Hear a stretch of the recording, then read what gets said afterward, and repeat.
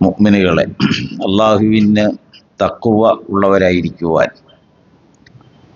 ഇഹപര ജീവിത വിജയം കരസ്ഥമാക്കുന്നതിന് വേണ്ടി അള്ളാഹുവിൻ്റെ വിധിവിലക്കുകളോട് ജീവിതത്തെ ക്രമപ്പെടുത്തുവാനും ചിട്ടപ്പെടുത്തുവാനും,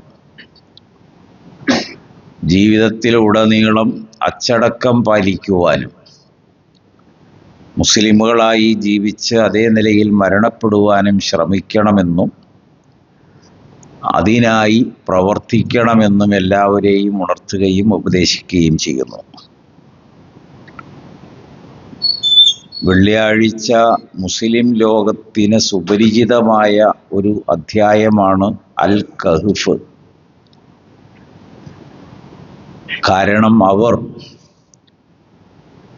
എല്ലാ വെള്ളിയാഴ്ചയുടെ രാത്രിയോ അല്ലെങ്കിൽ വെള്ളിയാഴ്ചയുടെ പകലോ ജുമുഅയ്ക്ക് മുൻപായി സൂറത്തുൽ കഹ്ഫ് പാരായണം ചെയ്തു വരാറുണ്ട്. 110 വചനങ്ങളുള്ള ഈ അധ്യായം ഇമാം അബൂദാവൂദ്, തുർമുദി, ഇമാം അഹ്മദ് ബിൻ ഹംബൽ അലൈഹി റഹ്മ ഉദ്ധരിച്ച ഒരു ഹദീസ്, ഏതൊരാൾ സൂറത്തുൽ കഹ്ഫിലെ ആദ്യത്തെ 10 ആയത്തുകൾ പാരായണം ചെയ്യുന്നുവോ സർവനാശത്തിനും നിമിത്തമായി വരാറുള്ള ദജ്ജാലിൻ്റെ എല്ലാവിധ ഉപദ്രവങ്ങളിൽ നിന്നും ഷർറുകളിൽ നിന്നും അവൻ സുരക്ഷ നേടിയിരിക്കുന്നു. സൂറത്തുൽ കഹ്ഫിലെ ആദ്യത്തെ 10 ആയത്തുകൾ. എന്നാൽ ഇമാം മുസ്ലിം രേഖപ്പെടുത്തുന്ന മറ്റൊരു ഹദീസിൽ അവസാനത്തെ 10 ആയത്തുകൾ എന്നാണ് ഹദീസിൽ വന്നത്. അപ്പോൾ ആദ്യത്തെ 10 ആയത്തുകളാണെങ്കിലും അവസാനത്തെ 10 ആയത്തുകളാണെങ്കിലും അത് സൂറത്തുൽ കഹ്ഫ് എന്ന 110 ആയത്തുകൾ ഉൾക്കൊള്ളുന്ന ഈ അധ്യായത്തിൻ്റെ സാരാംശമാണ് ആദ്യ 10 ആണെങ്കിലും അവസാനത്തെ 10 ആണെങ്കിലും. അതൊരു അർത്ഥം ഗ്രഹിച്ചും ആശയങ്ങൾ ചിന്തിച്ചും അവധാനപൂർവം ഒരാൾ ഈ 110 വചനങ്ങൾ വായിക്കുമ്പോൾ അവൻ ഈമാനികമായി അല്ലെങ്കിൽ അവൻ്റെ വിശ്വാസ ദൃഢത അനുഭവിക്കുന്ന അവസ്ഥയിലേക്ക് ഒരാൾ മാറും. ഇമാം മുസ്ലിം രേഖപ്പെടുത്തിയ മറ്റൊരു ഹദീസ് കൂടി ഇതിൻ്റെ ആമുഖമായി ഉണർത്തുന്നു. അതിൽ അള്ളാഹുവിൻ്റെ റസൂല് പറഞ്ഞത്, മുൻ കഴിഞ്ഞുപോയ എല്ലാ നബിമാരും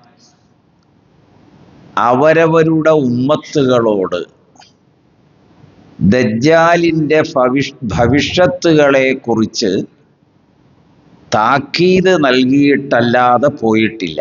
ഞാനും നിങ്ങളോട് താക്കീത് ചെയ്യുന്നു. അപ്പോൾ ഖിയാമം, ലോകത്തിൻ്റെ പര്യവസാനവുമായി ബന്ധപ്പെട്ടാണ് ഈ അടയാളം വന്നത്. പക്ഷേ നൂറ്റാണ്ടുകൾക്ക് മുൻപ് തന്നെ എല്ലാ പ്രവാചകരും അവൻ്റെ സാന്നിധ്യത്തെയും സാമീപ്യത്തെയും കുറിച്ച് താക്കീത് നൽകിയിരുന്നു. അപ്പൊ അതിൽ ഒരു താക്കീതാണിത്. അത്തരം വിഷമഘട്ടത്തിൽ ഒരു വിശ്വാസി സുരക്ഷിതനായി മാറുന്നതിന് ഉപോത്ബലകമായി അള്ളാഹുവിൻ്റെ റസൂല് പഠിപ്പിച്ച ഒരു അധ്യായമാണ് സൂറത്തുൽ കഹ്ഫ്. ഇതിൽ നമ്മിൽ ഒരുപാട് പേരത് സ്ഥിരം പാരായണം ചെയ്യുന്നവരാണ്. പക്ഷെ ഞാൻ അതിലേക്കല്ല വരുന്നത്. തുടക്കം ഒരുപാട് അർത്ഥതലങ്ങൾ ബോധ്യപ്പെടുത്തുന്ന ഒരു വചനം. അൽഹംദുലില്ലാ അല്ലദീ അൻസല അലാ അബ്ദിഹിൽ കിതാബ വലം യജ്അൽ ലഹു ഇവജ. അല്ലാഹുവിനെ സ്തുതി. അല്ലാഹു സ്വയം അവനെ പ്രശംസിക്കുക കൂടി ഈ വചനം ചെയ്യുന്നുണ്ട്. അത് അന്ത്യപ്രവാചകന് ഈ ഖുർആൻ നൽകി എന്നതാണ് സ്വയം പ്രശംസയുടെ ഏറ്റവും മഹത്തായ കാര്യം. മുൻ നബിമാർക്ക് നൽകിയ വഹ്യ് പോലെയല്ല, ഖുർആൻ അള്ളാഹുവിൻ്റെ റസൂലിന് നൽകി എന്നതിലാണ് അവൻ്റെ പുകഴ്ചയെ ആദ്യം എടുത്തു പറഞ്ഞത്. അല്ലദീ അൻസല അലാ അബ്ദിഹി, അള്ളാഹുവാണ് അവൻ്റെ ദാസന് സമർപ്പിച്ചതും നൽകിയതും. അൽ കിതാബ്, ഈ ഖുർആനിനെ. വലം യജ്അൽ ലഹു ഇവജ, ഈ ഖുർആനിൻ്റെ ഒരു പ്രത്യേകത വക്രതയില്ല എന്നതാണ്. പക്ഷപാതിത്വമില്ല, ദേശീയ താല്പര്യങ്ങളില്ല, ജാതി മത ചിന്തകളുടെ വേർതിരിവുകളില്ല. മനുഷ്യർ എന്ന ഒരു ഏകകത്തിൻ്റെ മുൻപിൽ അവരോടുള്ള ചില സംസാരമാണ് ഈ അധ്യായം. അപ്പൊ അതിൽ അവരുടെ ചിന്തയെ ഉണർത്തുന്നുണ്ട്, കാഴ്ചകളെ ശക്തിപ്പെടുത്തുന്നുണ്ട്, ആലോചനകൾക്ക് ധൈര്യം പകരുന്നുണ്ട്, ബോധ്യതകൾ ഉണ്ടാക്കി കൊടുക്കുന്നുണ്ട്. ഇതൊക്കെയാണ് ഇതിൻ്റെ ആകെ ഇതിവൃത്തം ഈ അധ്യായത്തിൻ്റെ. ഖയ്യിമൻ, അത് ശക്തമായ ഒരു വചനമാണ്. എന്നിട്ട് അള്ളാഹു തുടർന്നത് ലിയുൻദിറ, താക്കീത് നൽകാൻ വേണ്ടിയാണ്.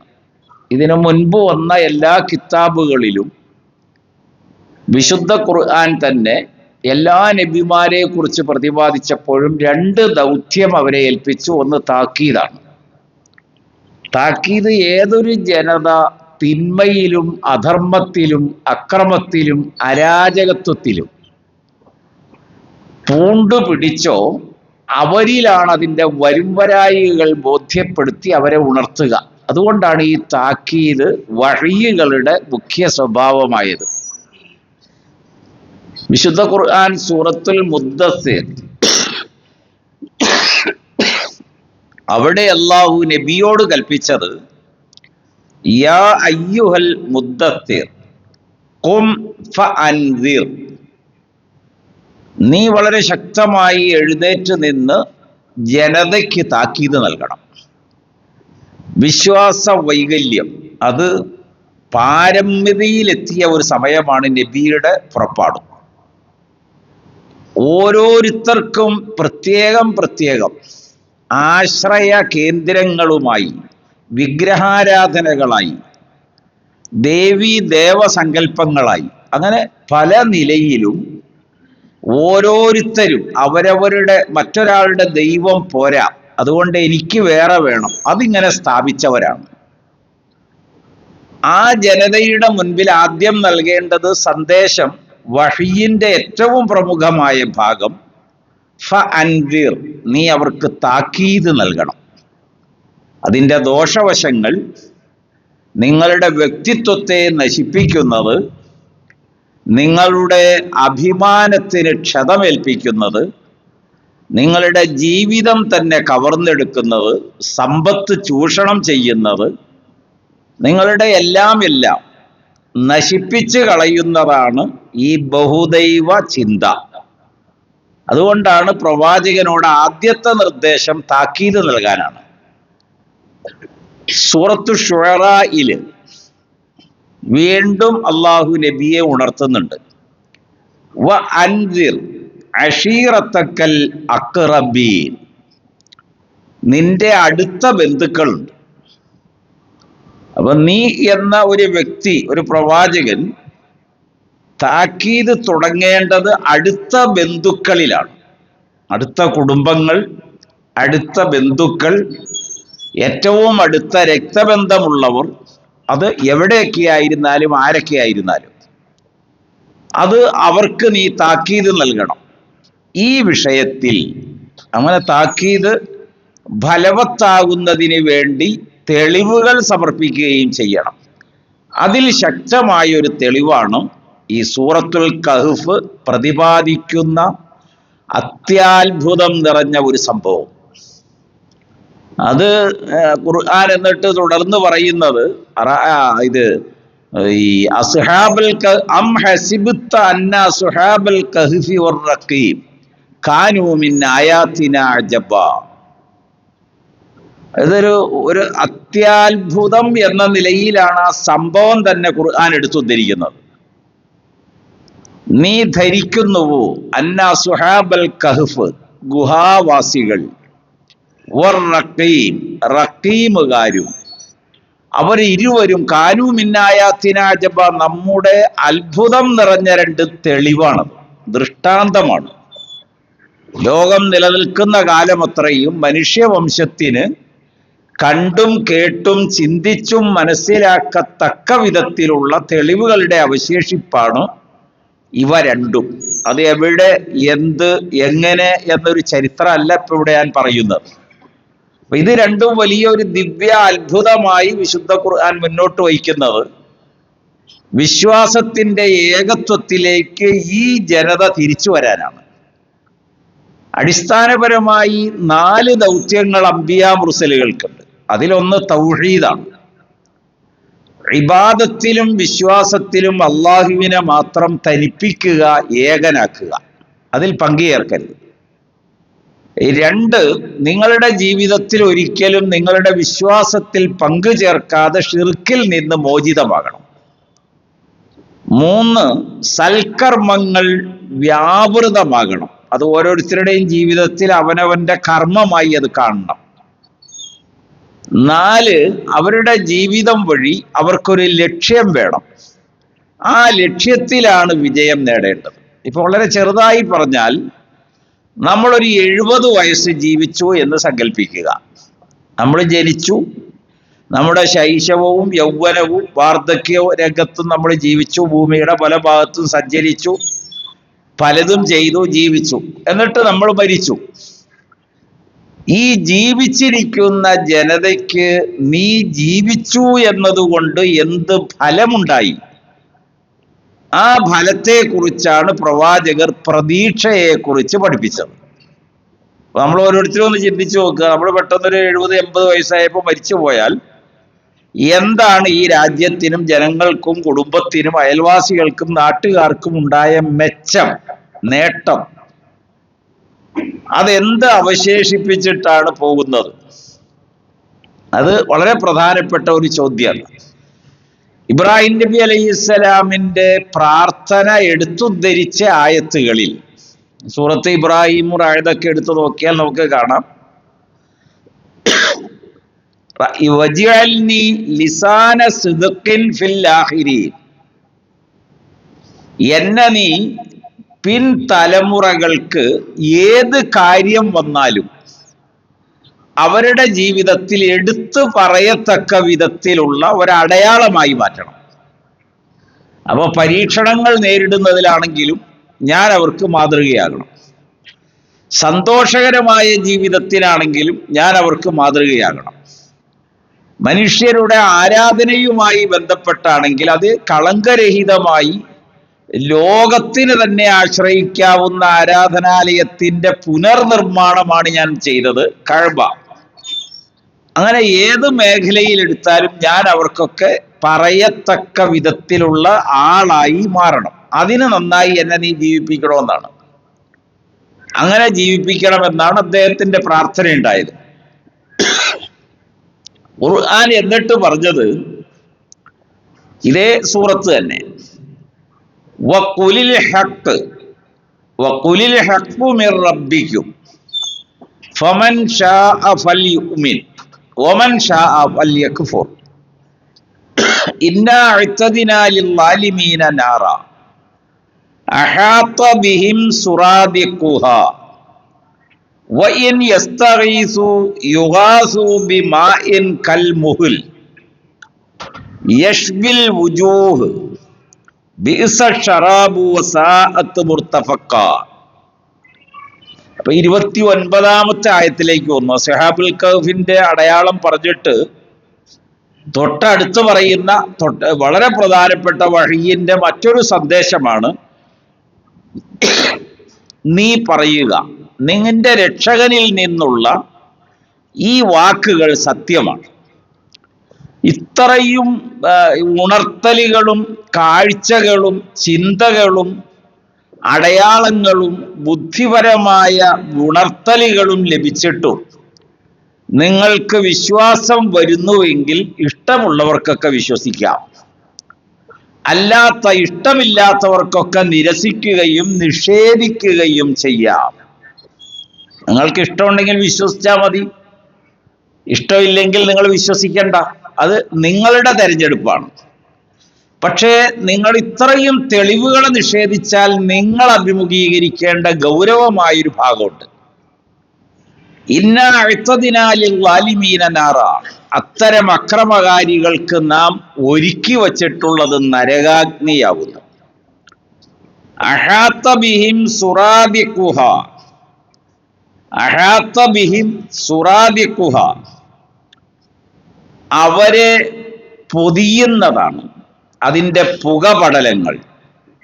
നരകാഗ്നിയുടെ പുകപടലങ്ങൾ അവരെ പൊതിയും.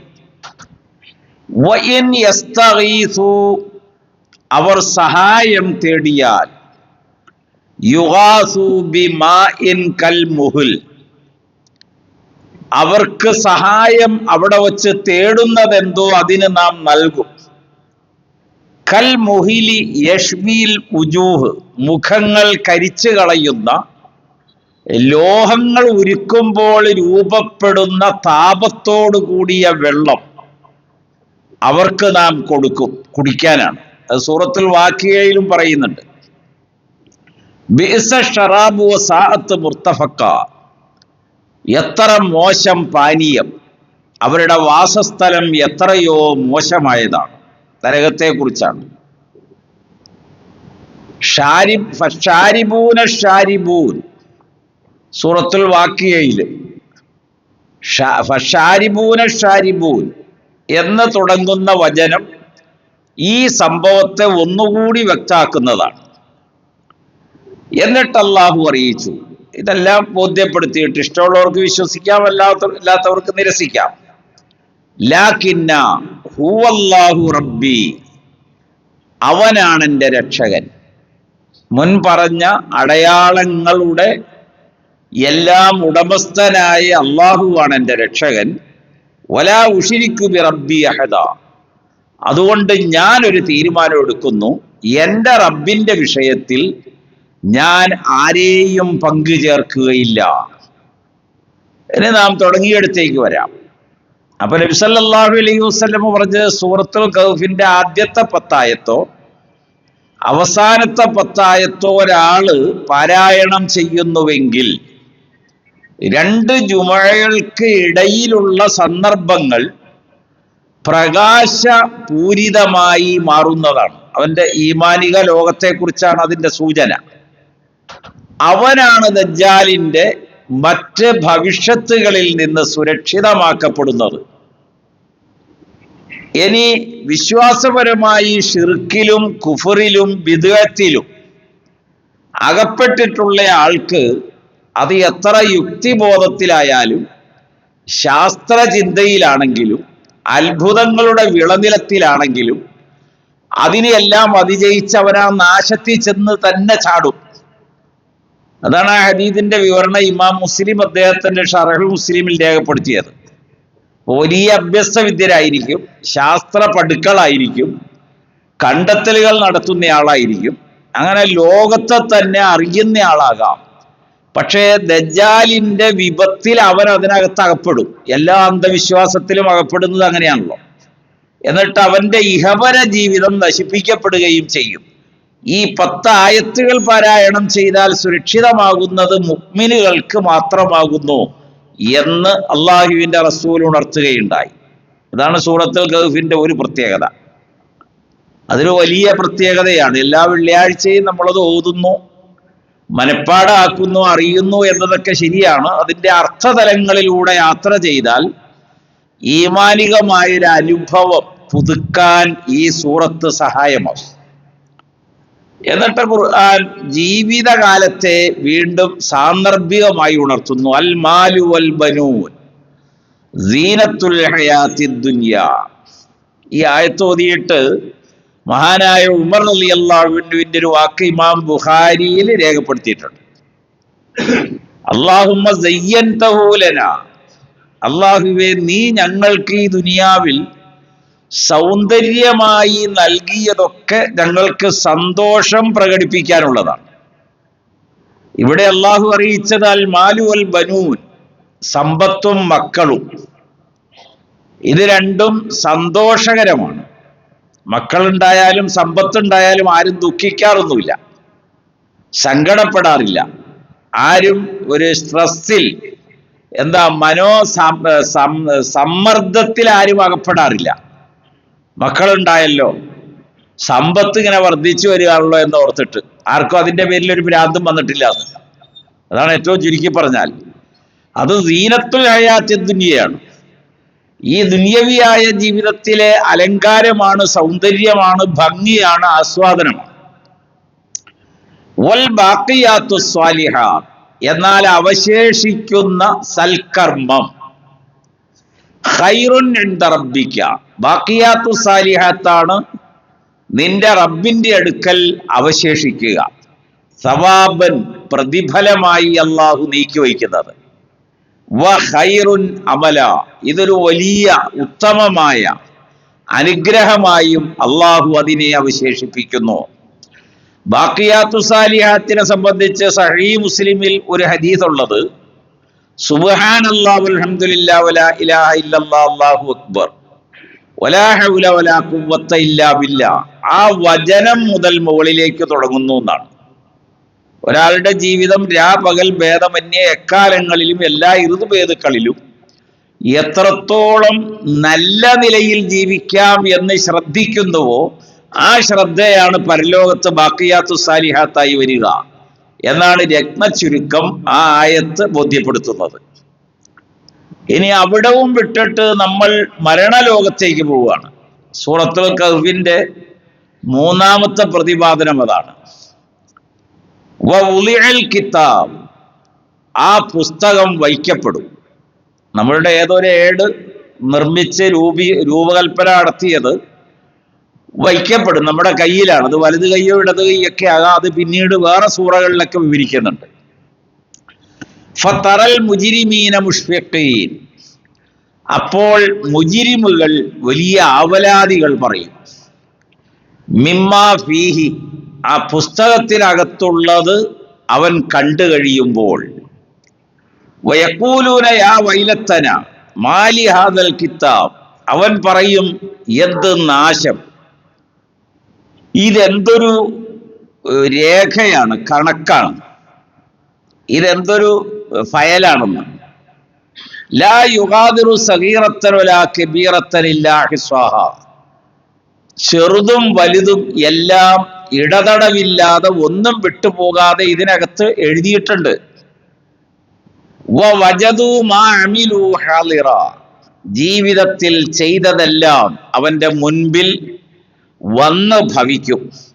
വലാ യളിമു റബ്ബുക അഹദ, നിന്റെ റബ്ബ് ആരെയും ദ്രോഹിക്കുകയില്ല. അവരവരെ ബോധ്യപ്പെടുത്തും അവരവരുടെ ജീവിതം. അതിൽ ചെറുതും വലുതും എല്ലാം അവന്റെ മുൻപിൽ വെളിവാവും. അത് സൂറത്തു സിൽസാൽ. ഫമൻ യഅമൽ മിസ്കാല ദർറത്തിൻ ഖൈറൻ യറ വമൻ യഅമൽ മിസ്കാല ദർറത്തിൻ ശർറൻ യറ. ഇത് രണ്ടും അവന്റെ മുൻപിൽ വളരെ കൃത്യമായി പ്രത്യക്ഷപ്പെടുത്തുകയാണ്. അപ്പൊ അത് കാണുമ്പോഴാണ് അവന് സ്വയം നാശം ബോധ്യം വരുന്നത്. അതിൽ നമ്മൾ വിട്ടുകളയുന്ന പലതും ഇല്ലേ, അതെന്തുകൊണ്ട് ഇതിനകത്ത് വിട്ടില്ല എന്നാണ്. അത് ഖുർആൻ എന്നിട്ട് പറയുന്നുണ്ടല്ലോ, ഈ ഒരൊറ്റ ഗ്രന്ഥം മതി ഒരു മനുഷ്യനെ ശിക്ഷിക്കാൻ. അള്ളാഹു ഒരാളോട് അനീതി കാണിക്കാറില്ല. അവരവർ ചെയ്തതിന്റെ ഫലം അവരവർ അനുഭവിക്കണം. അതാണ് മാലിക് യൗമിദ്ദീൻ. എന്നിട്ട് അള്ളാഹു പ്രവാചകന്മാർക്ക് ലഭിക്കുന്ന വഹീനെ സംബന്ധിച്ചാണ് മനുഷ്യവംശത്തിന്റെ മുൻപിൽ പറയുക. സൂറത്തുൽ കഹ്ഫിന്റെ 4-ാമത്തെ ഭാഗം. കുറെ അധികം കാര്യങ്ങളുണ്ട് അതിനകത്ത്. മൂസാ നബിയുടെ ചരിത്രമൊക്കെ വരുന്നത് നിങ്ങൾക്കറിയാം. നിങ്ങൾ ഇതിന് ശേഷം ഒന്ന് സൂറത്തുൽ കഹ്ഫ് അധ്യാവസാനം ഒന്ന് വായിക്കുക. നിങ്ങളുടെ കയ്യിലുള്ള ഏതൊരു തഫ്സീറിന്റെ പുസ്തകമാണോ അത് എടുത്തു വച്ചിട്ടൊന്ന് വായിക്കണം. എന്നിട്ട് അതൊന്ന് ഗ്രഹിക്കാൻ ശ്രമിക്കണം. അപ്പോൾ മാത്രമേ ഇതുകൊണ്ട് ഫലമുള്ളൂ. അപ്പൊ ഇനി പറയുന്നത്, ഖുൽ ലൗ കാനൽ ബഹറു മിദാദൻ ലികലിമാത്തി റബ്ബി, എന്റെ റബ്ബിന്റെ ഈ വചനങ്ങളില്ലേ, അത് നിങ്ങളൊന്ന് രേഖപ്പെടുത്താൻ ശ്രമിക്കുകയാണ്. അങ്ങനെ ശ്രമിക്കുമ്പോൾ മഷി വേണം. കടലുകളെല്ലാം മഷിയായി ഉപയോഗിച്ചു. എന്നിട്ട് നിങ്ങളത് രേഖപ്പെടുത്തിയാൽ നഫിദൽ ബഹറു ഖബ്ല അൻ തൻഫദ കലിമാത്തു റബ്ബി, എന്റെ റബ്ബിന്റെ കലിമത്തുകൾ പൂർത്തീകരിക്കാൻ ഈ കടലിലെ മുഴുവൻ മഷിയും പോരാതെ വരും. വേറൊരു സൂറയിൽ അല്ലാഹു പറഞ്ഞത്, ഈ ഭൂതലത്തിലുള്ള മുഴുവൻ വൃക്ഷങ്ങളും പേരകളാവുകയും കടലുകളെല്ലാം മഷികളാവുകയും വലൗ ജിഅ്നാ ബിമിസ്ലിഹി മദദ എന്നാണ് ഈ ആയത്തിന്റെ അവസാനം. ഇത്രയും കൂടുതലും നൽകിയാൽ, അവിടെ അങ്ങനെയാണ് പറഞ്ഞത്. എന്നാലും അള്ളാഹുവിന്റെ വചനം, അള്ളാഹു ഈ പ്രപഞ്ചത്തെ സൃഷ്ടിപ്പിന്റെ താല്പര്യങ്ങളെ, സൃഷ്ടജാലങ്ങളുടെ പ്രകൃതങ്ങളെ കുറിച്ച് അള്ളാഹുവിന്റെ അതിസൂക്ഷ്മമായ അറിവ്, അതിൽ ഒരംശം മാത്രമാണ് മുഹമ്മദിലൂടെ നിങ്ങൾക്ക് ലഭിക്കുന്നത്. നിങ്ങളുടെ അറിവിന്റെ ഒരു അഹങ്കാരവും പ്രകടിപ്പിക്കാൻ നിങ്ങളെ കൊണ്ട് കഴിയില്ല. അള്ളാഹുവിന്റെ വചനം അത്രയും വിശാലമാണ്. യഹൂദരുമായി ചേർന്ന് മക്കയിലെ മുശരിക്കുകൾ നബിയെ പരീക്ഷിക്കാൻ ഒരു ശ്രമം നടത്തി. അതാണ് ഈ സൂറത്ത് അവതരിക്കാൻ കാരണം. അങ്ങനെ ചോദിച്ചിട്ട് അള്ളാഹുവിന്റെ റസൂല് കഴിഞ്ഞ കാലത്തെ കുറിച്ച് അവർക്ക് അറിവ് നൽകലല്ല, വരാനിരിക്കുന്ന ജീവിതത്തെ സംബന്ധിച്ച് ബോധ്യപ്പെടുത്താനാണ് ഈ സൂറത്തിന്റെ അവതരണം. കഴിഞ്ഞ ചരിത്രങ്ങൾ വിവരിക്കലല്ല, വരാനിരിക്കുന്ന കാര്യങ്ങളാണ്. അതാണ് വഹ്യ്, റിസാലത്ത്. അതിനാണ് അള്ളാഹുവിന്റെ റസൂൽ ശ്രമം നടത്തിയത്. 3 ചോദ്യങ്ങളാണ് അവർ ചോദിച്ചത്. അതിലൊന്നായിരുന്നു ദജ്ജാൽ, മറ്റൊന്ന് ദിൽഖർനൈനിയാണ്. ഇങ്ങനെ ഈ ചോദ്യത്തിന്റെ ഉത്തരമായിട്ടാണ് സൂറത്തുൽ കഹ്ഫിന്റെ അവതരണം. ആ ചരിത്രവുമായി നിങ്ങൾ വായിക്കുക. എന്നിട്ട് അള്ളാഹുവിന്റെ റസൂലിനെ ഒരു കാര്യം ബോധ്യപ്പെടുത്തി ഇത് അവസാനിപ്പിക്കുന്നു. 110-ാമത്തെ ആയത്ത്, ഖുൽ ഇന്നമാ അന ബശറുൻ മിസ്ലുക്കും, ഞാൻ നിങ്ങളെപ്പോലൊരു മനുഷ്യനാണ്, അതിമാനുഷ്യനല്ല. നിങ്ങളുടെ ആവശ്യം നിറവേറ്റാനും ചോദ്യങ്ങൾക്ക് ഉത്തരം നൽകാനും നിങ്ങളുടെ ആഗ്രഹങ്ങൾ പൂർത്തീകരിക്കാനൊന്നും എന്നെ കൊണ്ട് കഴിയില്ല. അതൊക്കെ വളരെ കൃത്യമായി ജീവിത സന്ദർഭങ്ങളിൽ നബി ഉണർത്തിയതാണ്. പക്ഷെ നമുക്ക് ഇന്നും ഇത് മനസ്സിലായിട്ടില്ല. മുസ്ലിം ലോകത്തിന് പോലും ഇത് മനസ്സിലായിട്ടില്ല എന്നതാണ് യാഥാർത്ഥ്യം. ഖുൽ ഇന്നമാ അന ബശറുൻ മിസ്ലുക്കും, നിങ്ങളെപ്പോലുള്ള ഒരു മനുഷ്യനാണ് ഞാൻ. എനിക്കൊരു പ്രത്യേകതയുള്ളത്, യൂഹാ ഇലയ്യ, സന്ദർഭമനുസരിച്ച് വഹ്യ് ലഭിക്കും. അള്ളാഹു അറിയിച്ചു തരും. അള്ളാഹു അറിയിച്ചതാണ് ആ സദസ്സിൽ നബി അവരോട് പറയുന്നത്. അന്നമാ ഇലാഹുക്കും ഇലാഹുൻ വാഹിദ്, അതിന്റെ മർമ്മപ്രധാനം ഇലാഹു ഒന്നേ ഉള്ളൂ, അത് അള്ളാഹു. ഫമൻ കാന യർജു ലിഖാ റബ്ബിഹി, അതുകൊണ്ട് അള്ളാഹുവിനെ കണ്ടുമുട്ടേണ്ടി വരും എന്ന് ബോധ്യം വന്ന ആളുകൾ എന്ത് ചെയ്യണം? ഫൽ യഅമൽ അമലൻ സ്വാലിഹ, നന്നായി അവർ ജീവിക്കട്ടെ, നല്ല പ്രവർത്തികൾ ചെയ്യട്ടെ.